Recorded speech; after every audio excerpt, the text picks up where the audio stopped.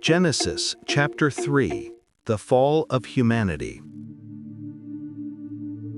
Now the serpent was more crafty than any other wild animal that the Lord God had made. He said to the woman, "Did God say, 'You shall not eat from any tree in the garden?'" The woman said to the serpent, "We may eat of the fruit of the trees in the garden, but God said, 'You shall not eat of the fruit of the tree that is in the middle of the garden, nor shall you touch it, or you shall die.'" But the serpent said to the woman, "You will not die, for God knows that when you eat of it, your eyes will be opened, and you will be like God, knowing good and evil." So when the woman saw that the tree was good for food, and that it was a delight to the eyes, and that the tree was to be desired to make one wise, she took of its fruit and ate, and she also gave some to her husband who was with her, and he ate.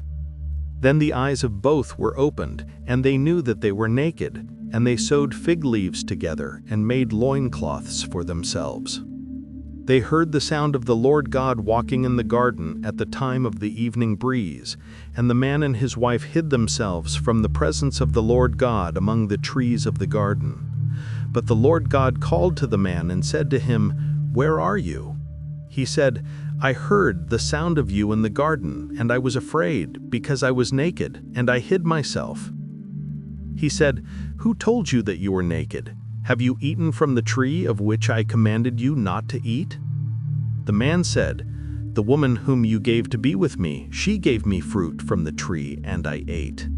Then the Lord God said to the woman, "What is this that you have done?"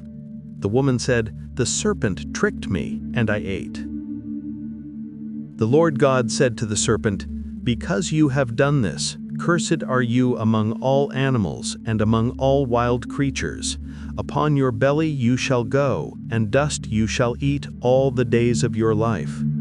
I will put enmity between you and the woman, and between your offspring and hers. He will strike your head, and you will strike his heel." To the woman he said, "I will make your pangs in childbirth exceedingly great, and in pain you shall bring forth children. Yet your desire shall be for your husband, and he shall rule over you." And to the man he said, "Because you have listened to the voice of your wife, and have eaten of the tree about which I commanded you not to eat, cursed is the ground because of you. In toil you shall eat of it all the days of your life. Thorns and thistles it shall bring forth for you, and you shall eat the plants of the field. By the sweat of your face you shall eat bread until you return to the ground, for out of it you were taken. You are dust, and to dust you shall return." The man named his wife Eve because she was the mother of all living. And the Lord God made garments of skins for the man and for his wife, and clothed them. Then the Lord God said, "See, the humans have become like one of us, knowing good and evil. And now they might reach out their hands and take also from the tree of life and eat, and live forever." Therefore the Lord God sent them forth from the Garden of Eden to till the ground from which they were taken. He drove out the humans, and at the east of the Garden of Eden he placed the cherubim and a sword flaming and turning to guard the way to the tree of life.